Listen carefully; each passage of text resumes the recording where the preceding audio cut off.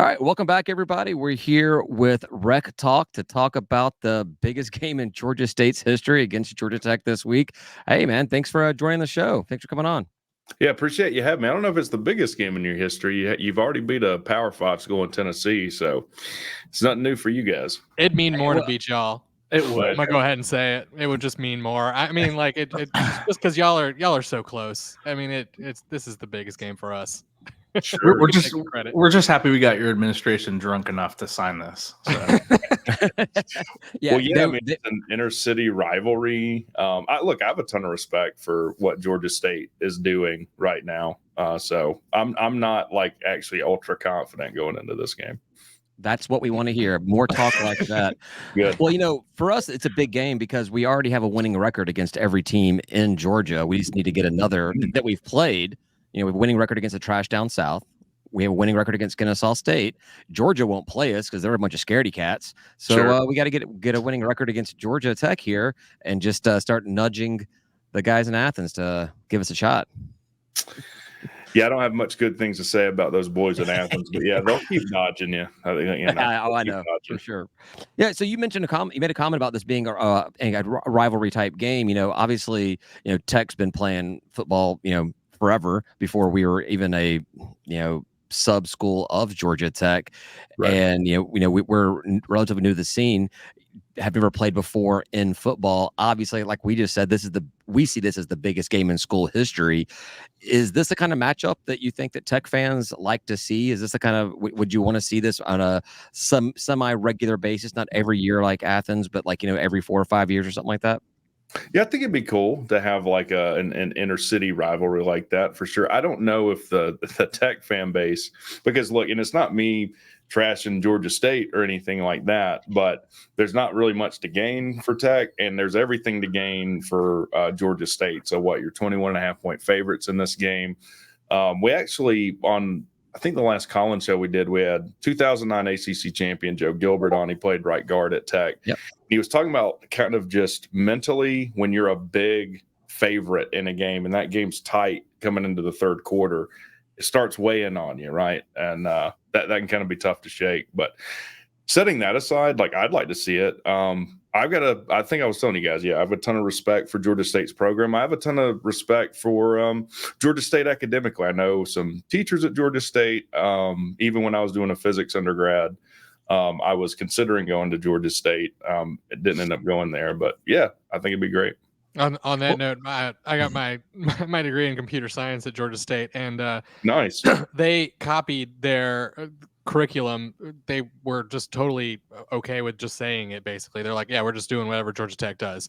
And I had teachers that taught at both schools, and like literally still had yellow jackets on their PowerPoint slides. So yeah, they crossed out Tech and wrote State on the syllabus. I mean, in crayon. Those were not.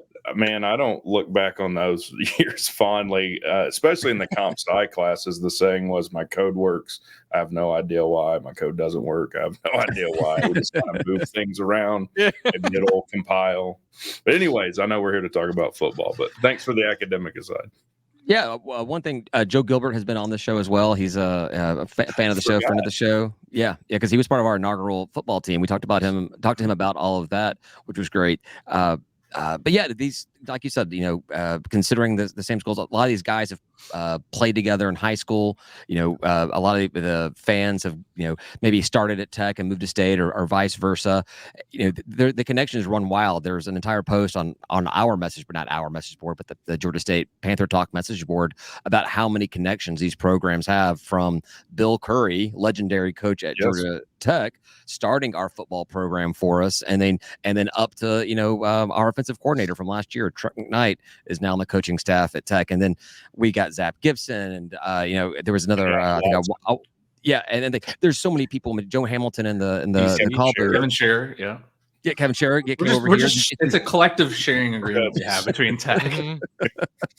It's like the school's never really separated completely from what it was back 100 years ago.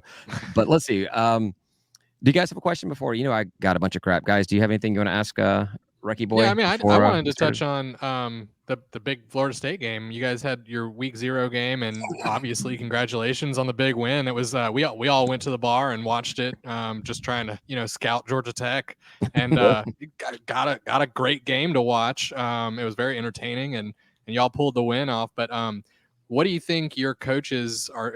Do you think your coaches are doing a good job, and what do you think they're doing to kind of keep level heads on the players and make sure that they're not like looking past us? Because I think you get a big top 10 win like that, it's pretty easy to go, well, we're going to beat Georgia State. I ain't worried about that. So yeah, first, because I'm narcissistic, you asked about the team, but I'm going to talk about myself real quick. That's fine. I really went hard trolling their entire fan base for about 2 months straight on anything that you could do on social media. Yeah. And I don't know if you guys know who Uncle Lou is. He had texted me right after that game, and he was just like, congratulations. I said, man, that could have gone so much differently for me. You'll have like, if we would have lost that game, it would have been from like 150 people watching to like 600 people hate watching you. But yeah, it was a big win for us. And, the thing that didn't surprise me in that game was Georgia Tech's offensive line pushing them around. I know they thought they had a really good defensive line. Georgia Tech's offensive line's legit. There was only 7 teams last year that gave up more sacks in the entire country. They were the number one rush offense in the conference. These guys have played together a while, so that didn't surprise me. What surprised me was Georgia Tech was the 132nd ranked rush defense last year. They couldn't stop a nosebleed, coming through the A gap.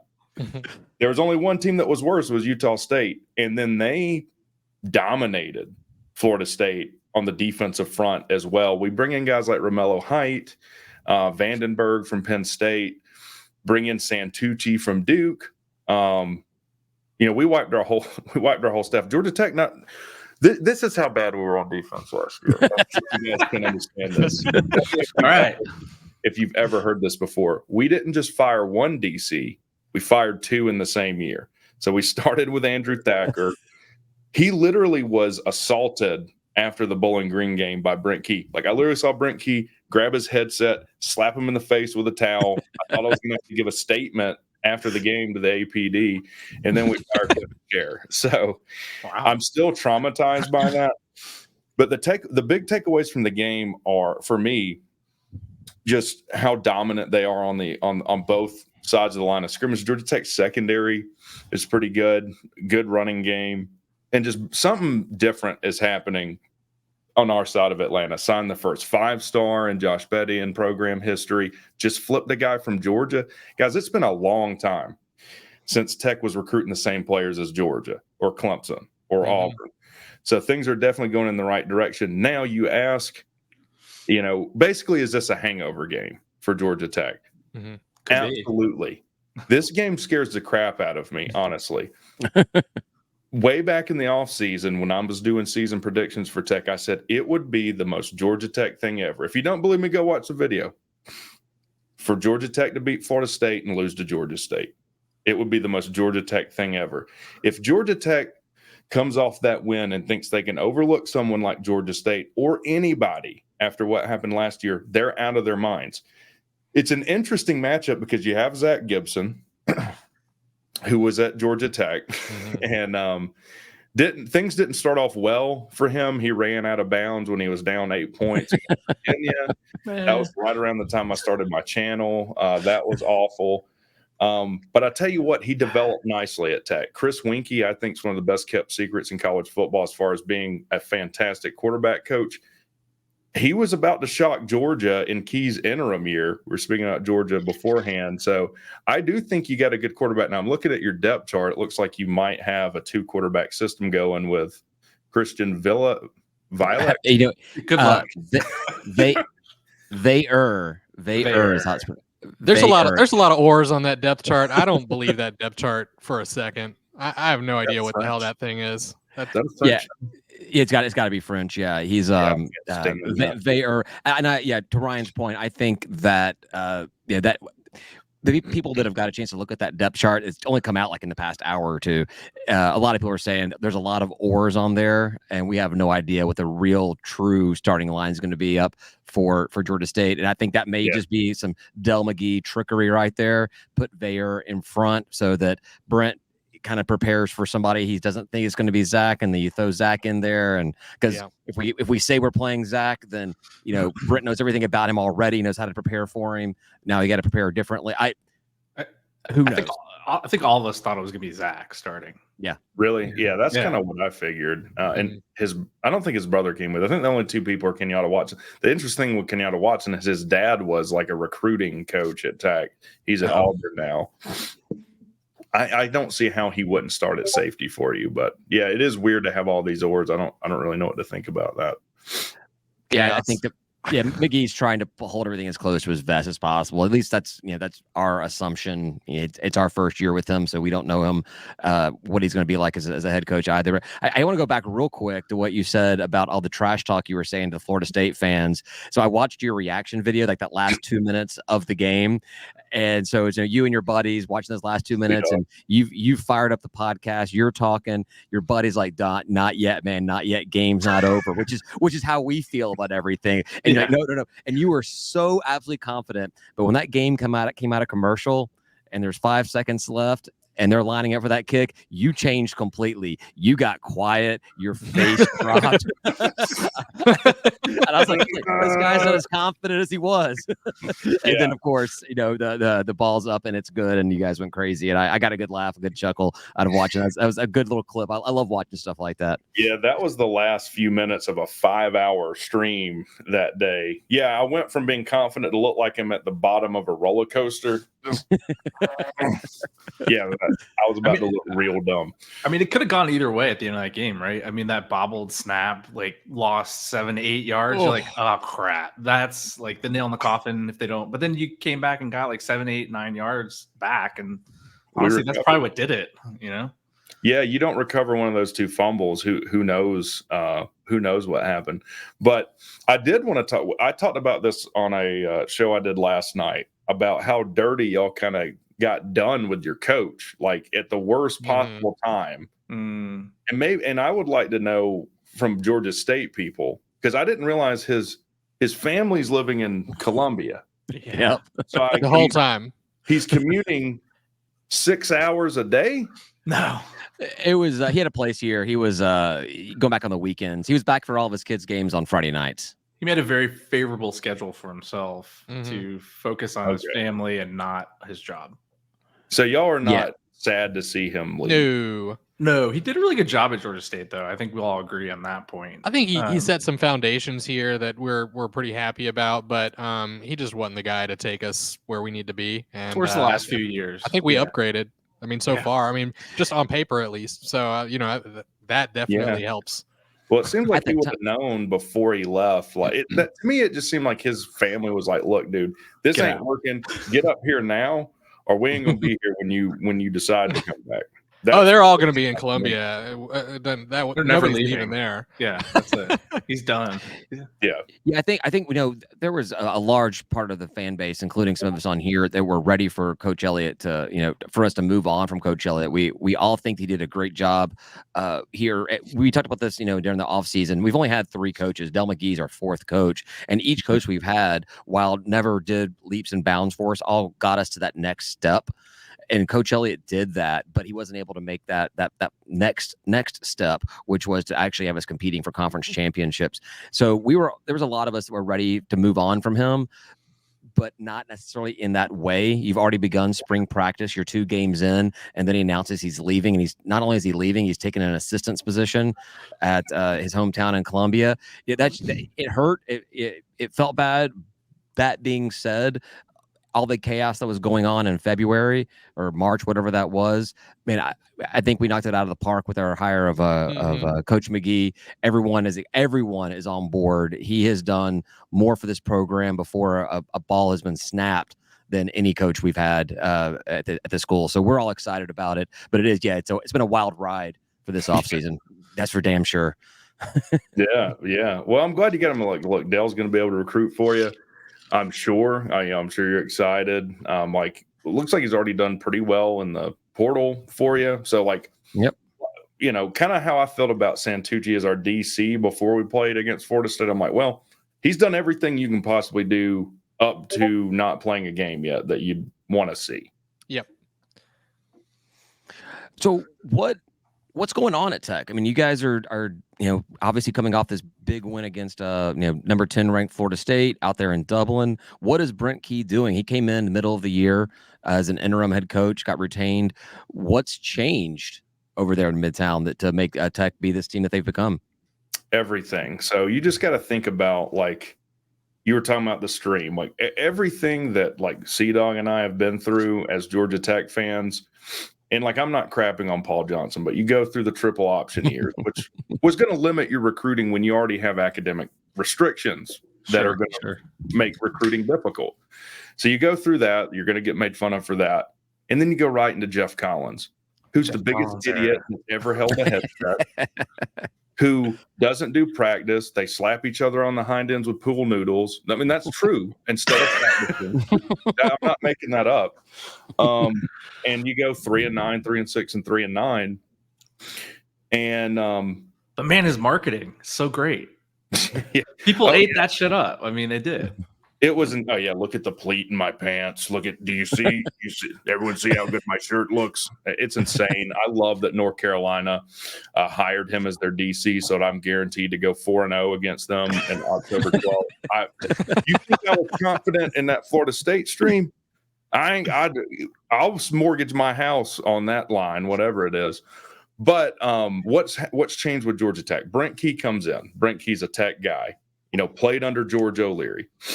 Went and he had a chance to go take a head coaching job at UAB, was the rumor, while he was at Central Florida.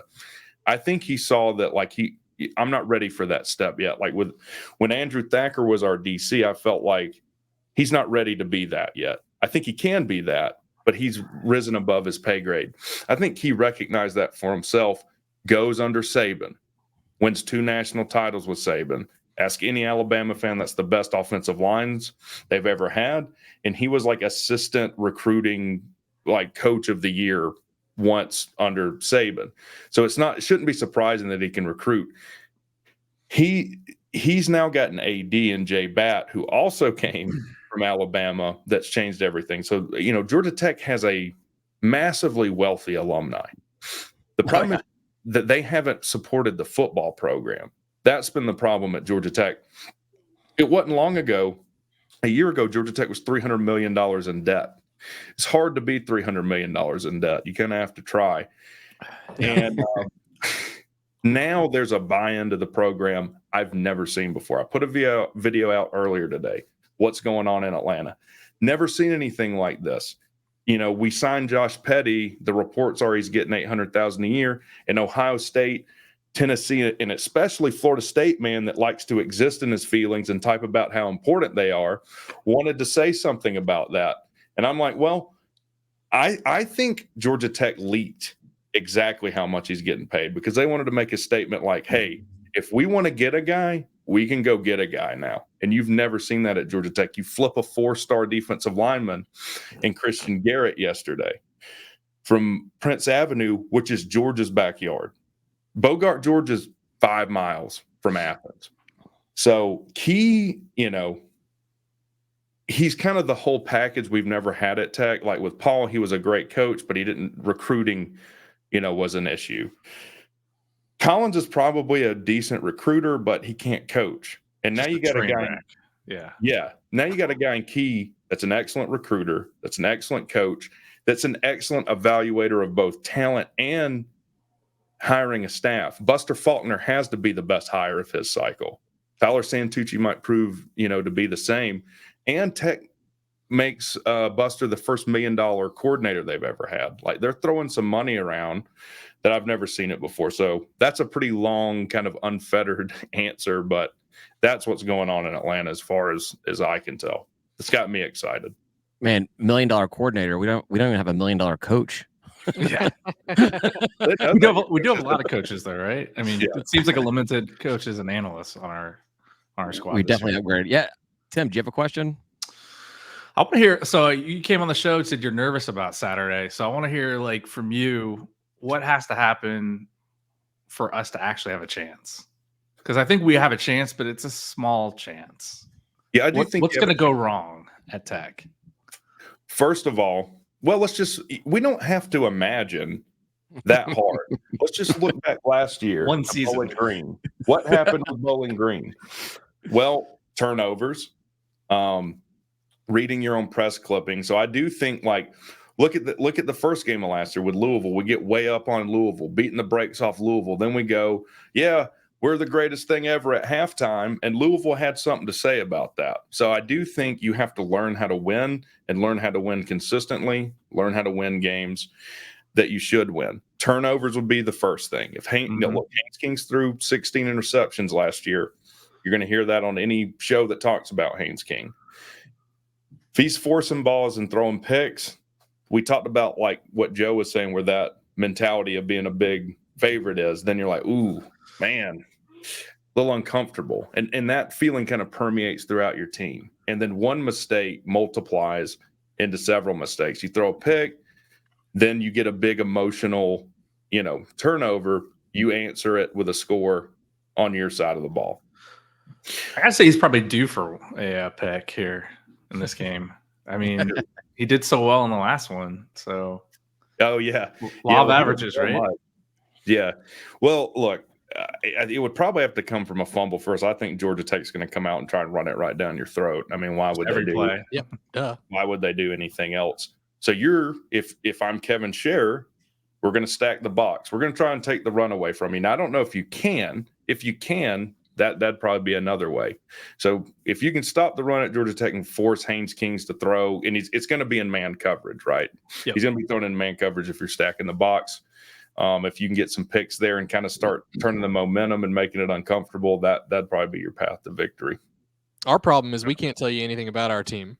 I guess it's kind of our problem as well as, like, your problem, because, like, we just haven't seen any of these players play as a team before, or this coach as a coach before. Like, everything's unknown for us. Like, we're gonna watch this team for the first time ever, like everybody else. So yeah, well, an interesting thing that Tech's about to go through.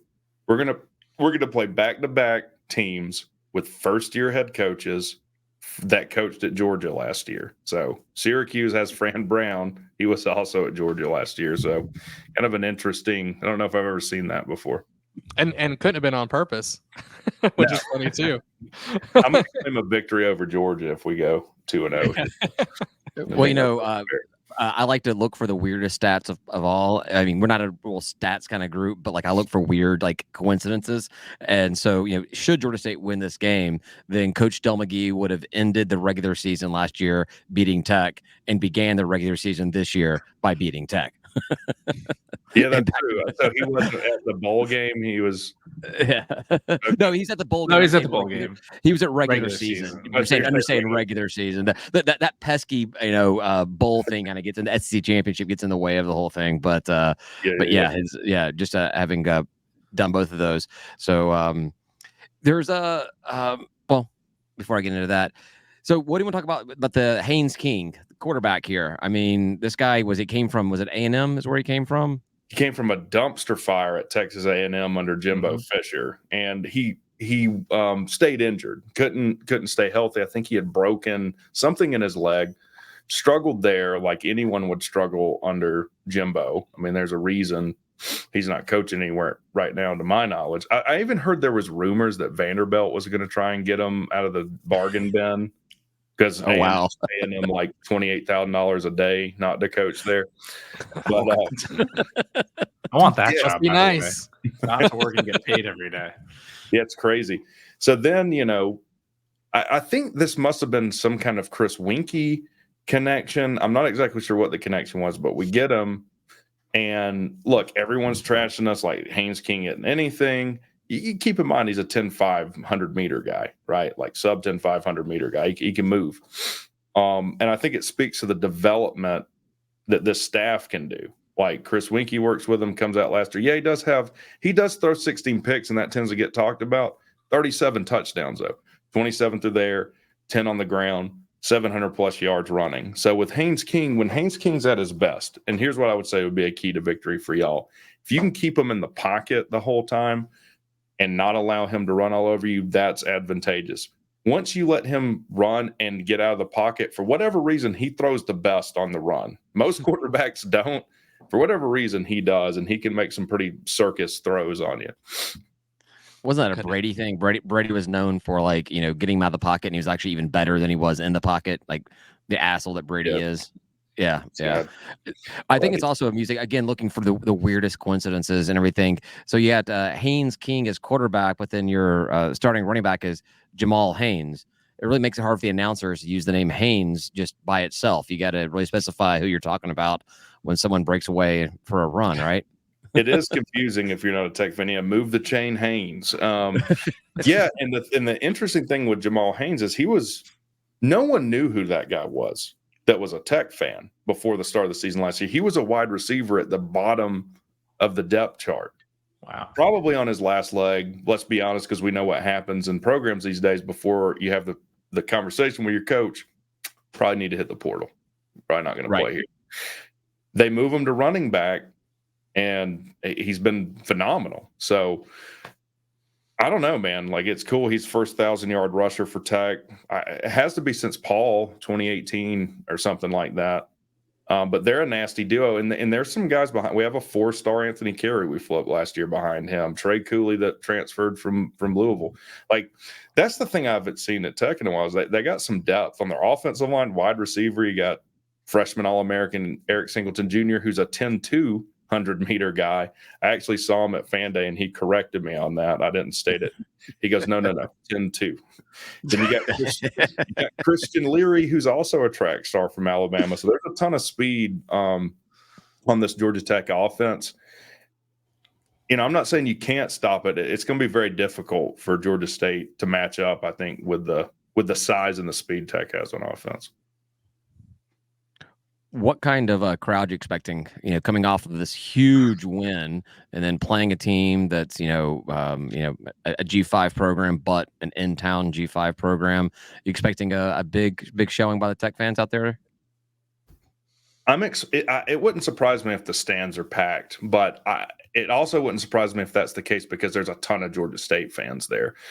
Like, it's no secret Georgia Tech isn't selling out a ton of games, or they hadn't been. It holds 54,000, 55,000.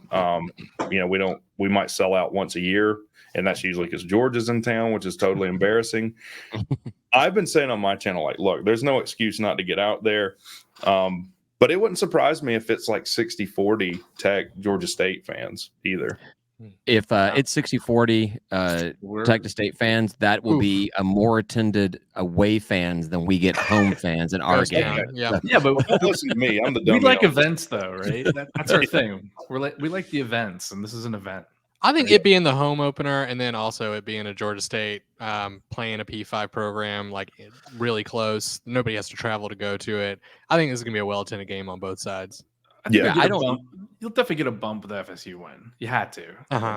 Just You'd people hope are on so. the fence, like, yeah, it's the first game. It's Georgia State. That's interesting, but I'm not. Yeah, I don't know. Oh, we won. All right, I'm going. Yeah. That 8:00 kick, I'm a fan of the 8:00 kick, but I also feel like that keeps some fans away just from being that late. But then it's encouraging to other fans. I won't be like cooking in the sun for like a noon or a 1 o'clock kick or something like that. It's gonna be perfect. Did you get got lately? No, I'm in my basement, and apparently the dehumidifier has not been working, and it is like sweltering hot in here. So you're cooking right now. Yeah, I'm rough right now, and then there's a heating pan beneath you.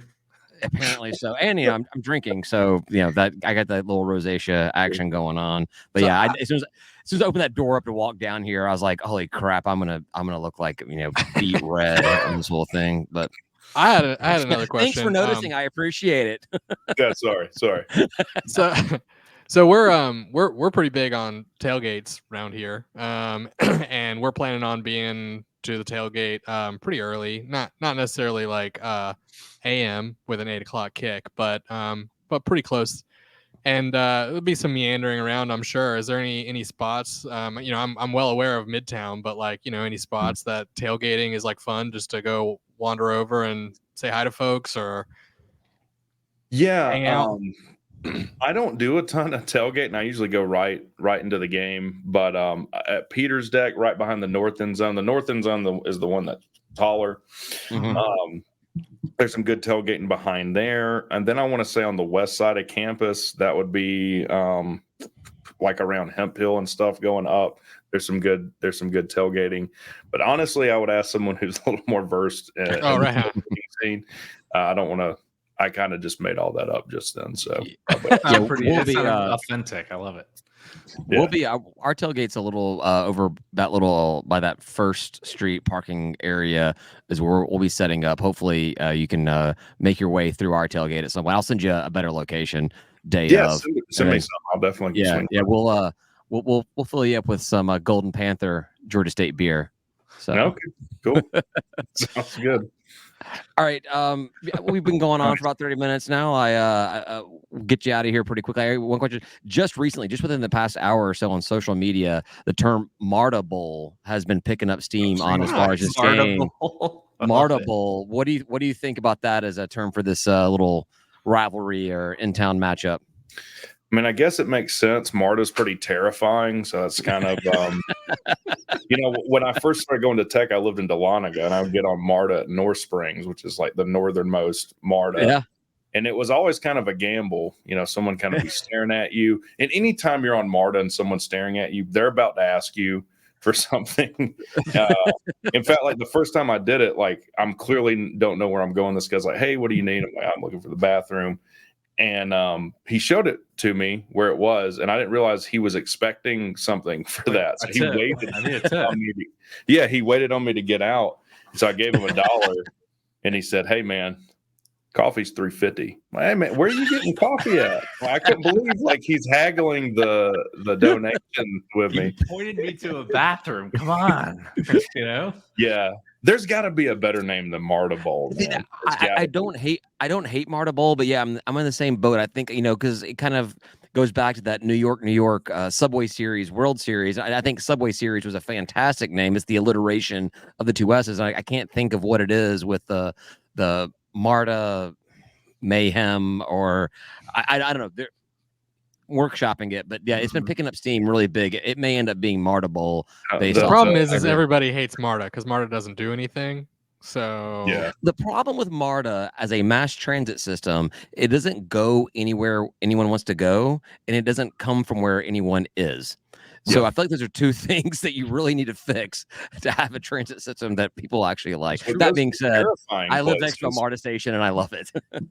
Yeah, it goes like Donnelly Howell, all that. Nowhere you'd ever want to get off. Maybe the Midtown Marta matchup or something. I don't know. There's 3 M alliteration for you. Well, we're not gonna throw Midtown in there without getting a little downtown action, Hey-o. Oh, geez. Well, no, also just rip on Marta again. If you look at the map, it literally follows the interstates. Like, why would I hop on Marta when why would I get on the east-west line when I can just take 20? Why would I get on the north-south line when I can just take 85, 75? It follows exactly the interstates. It doesn't. Yeah. All right. Off my my soapbox there. All right. Soapbox. Yeah, Marta sucks. You're right. All right. I think that we got everything that I was gonna to bring up and talk about. You guys got anything else where we can let this man get on with his evening of being a super nerd? There you go. Good. It's great talking to you. Yeah, really appreciate it, man. Thanks a lot for coming on, and hopefully I'll send you out where we are on Saturday. Hopefully we can see you out there, and Yep. Thanks for coming on. Thanks. Appreciate it. Appreciate it, guys. I'm sure I'll see you guys this Saturday. Yeah, fantastic. Absolutely. Looking forward to it. Cheers. Go State.